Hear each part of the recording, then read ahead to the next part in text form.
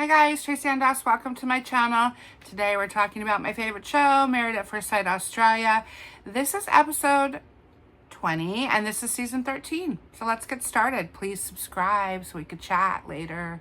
Okay, so this is the fourth dinner party. I love a good dinner party. That's where all the action happens, all the drama. So I'm totally here for it. And it's arrived. Stephen and Rachel really enjoyed Friends and Family Week. It brought them closer together, and they're in a great place going into this dinner party. Philip and Stella are also in a great place, and Stella has let it be known that Philippe has to be the first to say I love you, and she will certainly say it back.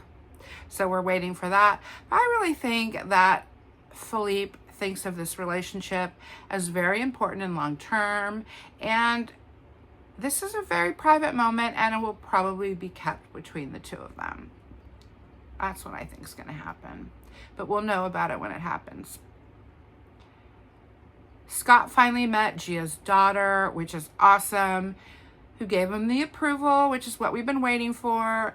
And that's what needed to happen next.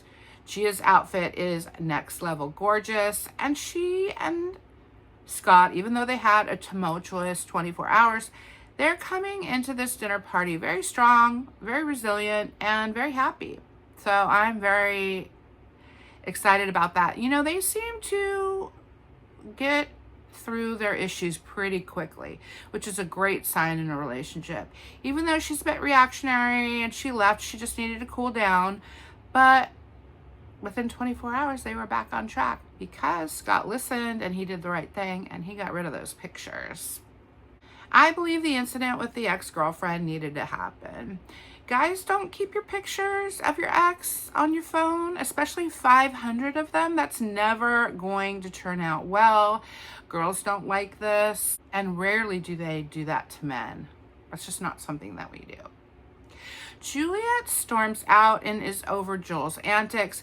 She didn't want a clown for a husband. She is excited about the dinner party though, and she claims she wants to make nice with Joel, and I'm not sure if she's not just setting him up, because nobody does a 360-degree turn in that short of time.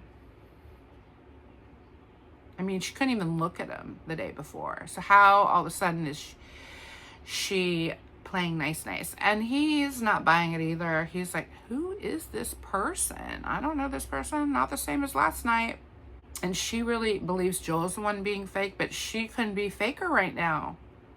Juliet says they are in a good spot. How is that even possible? Joel wants to know what this girl's up to. He's a smart man. He's not buying it for 1 minute. I mean, who's being less than genuine now? Even Joel, the optimist, is unsure about this development, and he's waiting to see how this plays out, as am I.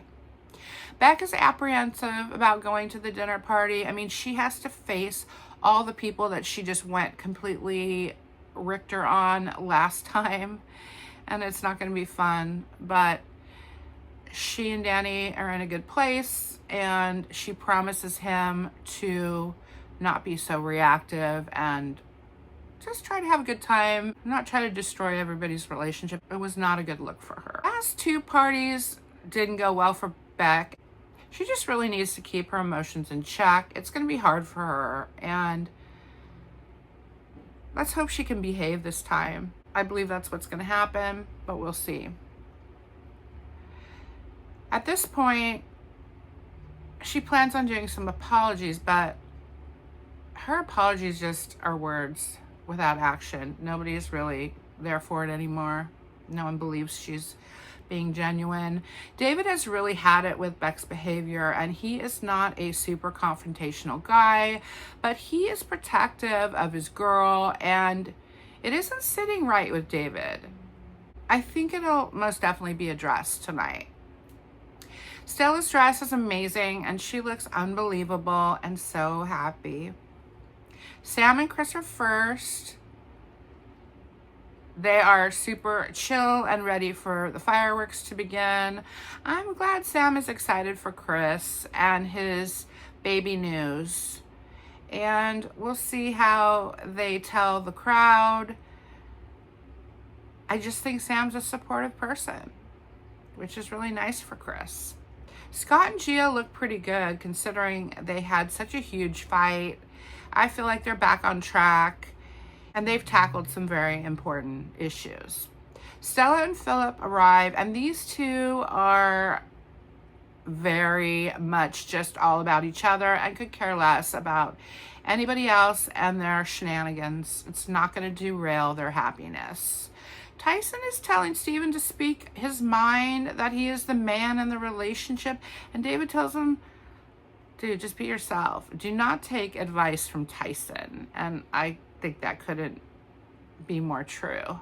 I mean, Tyson doesn't exactly have a great track record with the ladies as far as keeping a relationship. When Beck and Danny get to the dinner party, she doesn't even want to go inside. It takes Danny everything just to get her to go inside. But she needs to face the music. I mean, she's created this mess. She needs to clean it up, and she will. Danny's being very supportive, per usual, but it's clear the group is not really all that thrilled about seeing her. The welcome is not that warm, and here goes her apology tour, which is probably not going to be very well tolerated. Danny looks amazing in his suit. He's always dressed so well, and he's over the drama, and she really needs to keep her cool tonight because David is coming for her. She doesn't know it yet. I mean, calm, sweet David has a lot to say. We'll see how he handles this with Beck.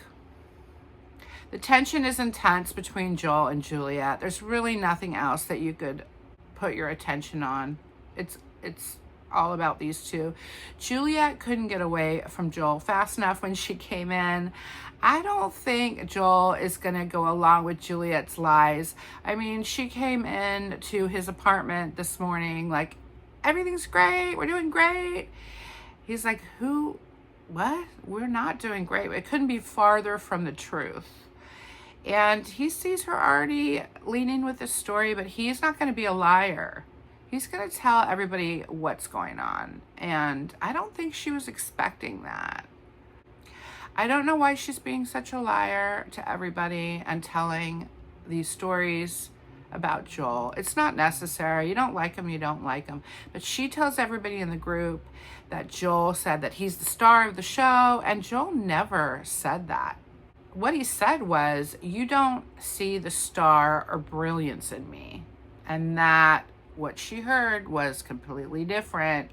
She spun it like he was being arrogant, and he wasn't. He was just being genuine and telling her, you don't see any of the good in me. All you see is the negative. That's the point he was trying to make. He was making a metaphor, but she just took it and ran with it. But I'm not sure if she knows she's not telling the truth. I mean, maybe she really thinks that's what he said. I don't think this is going to go well at the commitment ceremony. I think the experts are going to come for her. I'm so ready for it because she has really been horrible to this man, and he hasn't done anything to deserve that. So he's a little weird. That doesn't make it right for you to be so mean and lie about him and try to make him look bad in front of everybody. I think Beck's dad, Lee's visit was great for Beck and Danny. He was disappointed in Beck, and she could tell, and he said, that's not like you. Why are you acting like that? And he asked Danny, why are people calling you out for saying something? Why did they choose you? So this was pretty enlightening for both of them. I think they did some self-reflection, and I think they're going to act differently going forward. I'm hopeful. I mean, they really respected what he had to say. David calls Beck out. He tells her what is being said back in Adelaide, and Beck says she is currently on an apology and truth tour. But the fact is, this information tracks with her behavior and what she's done in the past. But she is telling David she wasn't trying to dig up anything on Alyssa, and we know that's not true. We know she's been doing that. But David's so kind. He listened to her and he told her he'd be watching her. And he's supporting his girl, and he doesn't think it's fair the way she's treating her. You know, if we know anything about the show and the experts, the truth will come out. And Beck's going to have to face it eventually. So she can go ahead and lie if she wants, but the dark always comes to the light, right? Her apologies mean nothing. David is really such a nice man. He spoke gently, and it was nice to see. He didn't lose his temper at all. You know, she can't forgive Gia, but she expects Alyssa to forgive her. It's really amazing how the self-reflection is just not happening for some of these people. So obvious to all of us. Juliet is turning out to be a devious little creature. We're really seeing the true Juliet, and I couldn't have been more wrong. My first impressions of her were so much more positive than what we're seeing now. And it's only been 2 weeks since we've been in the experiment. I guess you can't hide that part of you for long. Rachel is always a very positive person to be around, and she shares about her time with friends and family and how good it was for her and Steven. And then she automatically asks Stella and Philippe how their time with their friends and family were. I mean, this isn't like the other couples. They mostly just want to talk about themselves, but Rachel is very happy to listen and learn, and I love that about her. Joel is telling the group that this week has been a total disaster, and Juliet is telling otherwise. Oh, everything's great. I just needed some time away, and now I'm so excited to be with him. We had such a great morning. All lies. Absolute farce. What I wonder is, does Juliet really think he said this? I'm the star of the show? I mean, maybe she really heard that. She was so in her frenzy at the time. It's possible. But I really think she's just a liar, and she found a way to spin this. But it's going to be really embarrassing for her when everybody learns the truth. This actually makes me a bit angry that she's taking this route with him. The funny thing is, she really didn't need to lie. I mean, why did she feel the need to do this?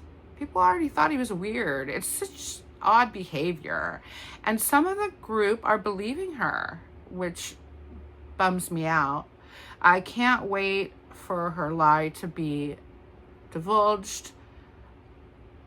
I hope it doesn't take very long for us to see that. I'm sure the next commitment ceremony will be quite illuminating for all of us. Juliet doesn't look too good, and she just won't even let him talk. She just keeps saying such horrible, very disparaging things about him to everybody. And people are starting to wonder why she's being so awful. It really seems like the group is pretty divided, but the group knows someone's lying. And it'll come out. It always does. Chris wants to lighten the mood, so he tells the group he's gonna be a dad, and Sam is smiling. He's supportive of his guy, and this is how you should speak of your partner. You should be supportive and kind. Otherwise, why are they your partner? Tyson's face is hysterical, and trust me when it doesn't go unnoticed, but he can't help but show how he feels about gay marriage and adding kids into the mix. It just goes against his caveman ways. Just leave the guy alone. You're not going to change him. He is who he is, and he's entitled to his feelings. Everybody in this current climate thinks they can change adults' thoughts and feelings and morals and values. They're adults. They're allowed to feel the way they want to feel. Just leave them alone. Joel tells the group she is disparaging his reputation, and this dinner party has been very illuminating what a complete jerk she is. A good mate would never throw their spouse under the bus. Why bother? Just end the relationship. What is she trying to do? Why can't she be respectful? Joel's being respectful. All the bullies are being exposed, and all the nice people, Alyssa, Rachel, Stella, they all have Joel's back. They can see right through this girl, and they can see Joel is just keeping his cool. He hasn't said anything bad about Juliet. He just sits there and takes it. He's not going to stoop to her level, and the nice people see this in him. Joel is so secure with himself, he isn't stepping out of his character, and he's respectful, honest, and kind. She's cruel. I'm disappointed. I really read her wrong. I just want Juliet to leave at this point, but I don't want Joel to go, so you might just have to put up with Juliet for a little bit longer. Or maybe they're both just going to leave, because I can't imagine Joel staying and putting up with this. He doesn't seem like the type. Beck and Steven and Danny also take Joel's side. I won't be ready for Joel to leave because I want to learn more about him. But, I don't want him to continue being abused. Even Scott tells her to stop attacking Joel, that it's just gotten way too out of hand. And she won't stop. She's enjoying it too much. Let's see if she owns her behavior at the commitment ceremony, or if she's just a hypocrite. Nobody deserves this. She really thinks she got one over on him, but trust me when I say the experts are coming for her, and I cannot wait for it. I hope you loved this episode as much as I did. I'm always looking forward to the next one. Please join my channel so we could chat and have a really great weekend. All right, take care, you guys. Bye.